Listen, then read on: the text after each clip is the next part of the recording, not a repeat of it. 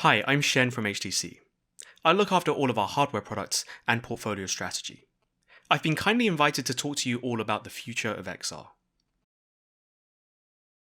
When trying to predict the path that XR will be widely adopted, it's pretty easy to have a good sense of what that goal is, something that's lightweight like a pair of glasses that's considered essential for everyday life.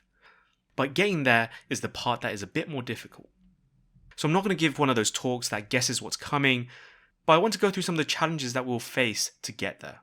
Only with those can we understand the path forward. Let's start by taking smartphones as a historical case study. We've all seen how the smartphone has evolved from being a niche computing device for businessmen and doctors to being so well integrated in our lives. When thinking about it, the immediate conclusion we jump to by default is that of course, because technology evolved. While yes, processors got faster, more power efficient, rechargeable batteries got more power dense, lighter, safer, displays got sharper with more pixels per inch, more accurate in the colors, better viewing angles, and faster refresh rates. There are also other non-hardware factors. The hardware was able to unlock new user experiences and design. Like when we went from single touch resistive screens that needed a stylus all the way to multi-touch capacitive touchscreens. Each step needed a new design that made it easier to adopt and understand. But then there are factors that we can't control. When we released the HTC Desire back in 2010, there were already debates about if its 3.7-inch screen was too big of a form factor. Nowadays we see a lot of people happily carrying around 6 to 7-inch phones with no complaints. There are mental barriers and perceptions that need to be slowly approached over time. Just in between 2013 when Google Glass's Explorer program went live and the end of 2016 when the spectacles from Snapchat were released, the reactions towards having a camera on your glasses went from creepy to hyped up and cool. But it does raise the question, how do we make sure camera sensors that are outward facing every waking minute of our lives keep your life and others private? Privacy is something we consider incredibly important for Vive. We'd rather err on the side of caution when we develop our product rather than towing that line.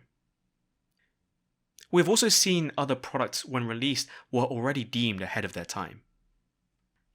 Like the Chromebook, launching with an initial reception of mostly enthusiasts and developers and deemed too reliant on having an internet connection, but now found in a huge number of classrooms all around the world. The key to them being able to really settle down and become adopted is also because of the parts outside of that product, the infrastructure and the content around them. Let's first talk about content. The VR world started with a content problem, but has now since filled with numerous titles that have over $1 million in sales. The likes of Beat Saber, Half-Life Alyx, Superhot have made huge impact on the adoption of VR in the gaming space. Mainstream AR content is rich on the smartphone side, like Pokemon Go, which loses some of that AR factor if you're not really using the pass-through camera, or ones like Wayfair who use it for pre-sales evaluation of how well pieces of furniture fit in the customer's homes. But on the head-mounted display side of AR, almost all of the main use cases today are currently either pure B2B or some of them for LBE or marketing promotion. Now when it comes to infrastructure, the key one is cloud computing. Both AR and VR require a lot of computing power to really deliver the best experience. Whether you're looking to play ray-traced games in VR or wanting to have high-detail AI inferencing on a lightweight pair of glasses with limited battery life, technologies like 5G have been able to bring the promise of seamless cloud computing closer and closer into reality. Not only does it have incredible speed and low latency, but the design allows it to achieve those and even more capacity. And that's the key feature between 5G and its predecessors. But despite that, there are still problems to solve. Take VR as an example. With our latest Vive Pro 2, it runs at 5K 120Hz. That's a lot of pixels. That's almost 1.5 billion pixels per second that's sent to both displays. That's a level of resolution that requires the latest DisplayPort 2.0 standard to send as a raw signal. DisplayPort 1.4 can only be achievable with DisplayStream compression. If we look at DisplayPort 2.0, it carries 80 gigabits per second. That's 10 gigabytes a second. To put that in comparison, that's a full Blu-ray disc every 5 seconds in raw display signal. That's double-digit times more than the theoretical maximum speed of a standard sub-6 5G network. So the only feasible way to deliver video over cloud is with compression. Whilst visually lossless compression methods like DisplayStream compression or DSC exist, the most that it can handle is a 3-to-1 compression rate. It's still too much for our current infrastructure, so we need that compression to be a lot more. So the video requires re-encoding. Even in an ideal single-digit millisecond latency 5G environment, the video encoding on the server side and the video decoding side on the HMD add noticeable amounts of latency, to the point where you need to start doing some fancy tricks to hide it, fine-tuning the encoding and decoding to balance the timing and quality, because the more compression or higher bitrate you use to improve that quality will impact the latency of both the encoding and decoding process.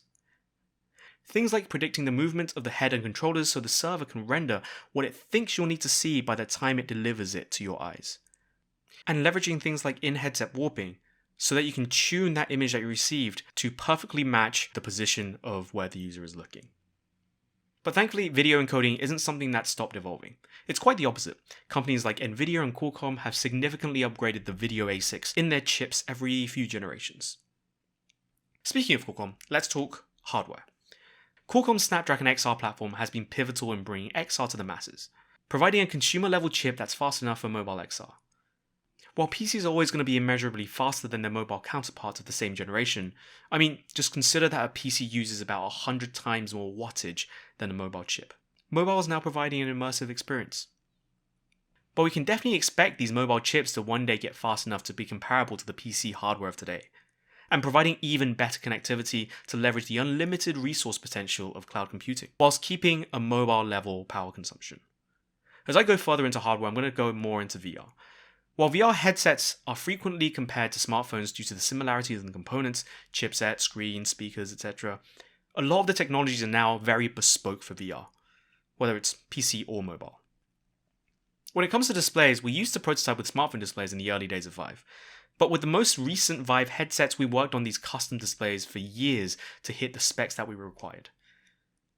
VR displays have some of the same requirements as you see on all displays, like high resolution, high refresh rate, and a wide color gamut to really bring an immersive experience. However, it's not just the resolution and refresh rate that matters. Low persistence is key to eliminating smearing and image retention. Smartphone displays without low persistence are just fine for smartphone use, but they create a nauseating experience in VR. Another key factor is Mora artifacting. When displays are manufactured, there is of course a variance between every single pixel, and that produces a grainy texture. Generally, these are fine if you're using it on a smartphone, but when you're using it in VR, it's like looking through VR through a dirty silkscreen that's following your head as it moves around. Not something we call a good experience. To eliminate that, we had to work hard on pulling in those tolerances, so no one who puts on a Pro 2 or Focus 3 experiences that silkscreen effect. Now lenses. A key part of the optics in a VR headset. It combines with the panels into what we call the optical tube. This is the traditional Fresnel lens design. We've used it in every one of our past 5 headsets before this year. It's lightweight, well understood, and somewhat easy to manufacture. But it does have its limitations. One of the key ones is the limitation on the field of view. That's why you've seen headsets that advertise a huge FOV and high resolution, but makes you look like a hammerhead shark when you're wearing them. That's because the only way with the Fresnel design to make high FOV headsets is to make the panels bigger, which therefore makes your headset bigger. It's one of those scenarios where you have those 3 options of high FOV, small form factor, or high resolution, but you can only really pick 2. But in our latest headsets, we were able to achieve a 120-degree field of view, 5K resolution, and maintain a well-balanced form factor. If you look at the increase in FOV and the 260% increase in resolution, you wouldn't have expected the panel to also be 2/3 of the size. The reason why we're able to do this is because of a new lens design. By stacking 2 lens elements together, it allowed us to really increase that field of view of the optical tube without compromising on the size or the weight of the headset. When it comes to optics for XR, this is just the beginning. There is so much work to do to make these optical tubes even smaller without sacrificing the experience, allowing us to reach that goal of having XR in something as small and lightweight as a pair of glasses. Optical design isn't just a challenge for VR. If we look at the waveguides needed for optical AR, there are even greater challenges. I think anyone who's experienced AR through a waveguide headset has felt the need for better field of view. One of the reasons why waveguides are so hard to develop is because traditionally they require the same high precision lithography processes as a silicon microchip. I say traditionally as, there have been advancements from various companies that have actually reduced or even eliminated the reliance on such high precision manufacturing processes. Further challenges that need to be resolved in AR optics includes being able to project something darker than the physical environment. As right now you can basically only project light. Just like a projector in a movie theater, darker pixels are just the absence of light. A hack to improve this is to darken the overall experience, but that's like wearing a pair of sunglasses, so it's not as feasible if you're using it indoors. AR optics have a ways to go before they reach the consumer-friendly requirements needed for mass adoption. With all this hardware, we have to make sure they provide not just an immersive experience to the user, but also deliver presence to all of the other users that they're interacting with. At Vive, we've been doing tons of research in conveying human body and facial language in VR.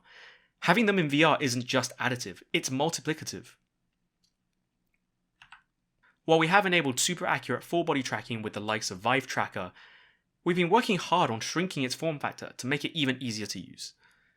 We see a necessity in providing tools for content creators to create that immersive content that will keep people engaged in their XR experience.